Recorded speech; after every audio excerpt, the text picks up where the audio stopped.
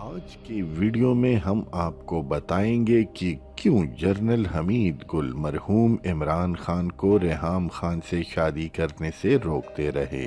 اس حوالے سے مشہور صحافی ضیاء شاہد انکشاف کرتے ہیں کہ عمران خان کی دوسری شادی کرنے کے وقت میں موجود نہ تھا اور نہ میری ریحام خان سے کوئی ملاقات ہوئی۔ البتہ جنرل حمید گل مرحوم نے مجھے فون پر یہ بتایا کہ ریحام خان کی شہرت اچھی نہیں ہے۔ پھر وہ بولے، ضیاء میں ذاتیات کی بات نہیں کر رہا ہوں، میری معلومات کے مطابق وہ کسی ایجنسی کی پلانٹ کی ہوئی عورت ہے۔ میں نے عمران کو بھی پیغام بھیجا ہے، مجھے پتا ہے تم بھی کھل کر بات کر سکتے ہو۔ میں نے کہا، جنرل صاحب میرا کئی ماہ سے عمران سے کوئی رابطہ نہیں۔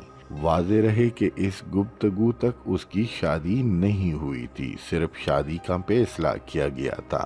مرحوم حمید گل سے میرے پرانے تعلقات تھے۔ حمید گل خود بھی زندگی بھر میری طرح عمران خان کے بہت قریبی دوست رہے ہیں۔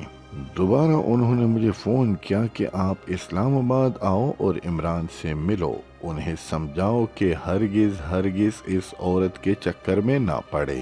مجھے نہیں معلوم کہ حمید گل کی معلومات کا سورس کیا تھا، لیکن ان کے بیٹے عبداللہ نے باپ کی وفات کے بعد لاہور میں میرے دفتر آ کر مجھے تفصیل بیان کی کہ ریحام خان شادی سے پہلے میرے والد حمید گل سے ملنے ہمارے گھر آئی تھی۔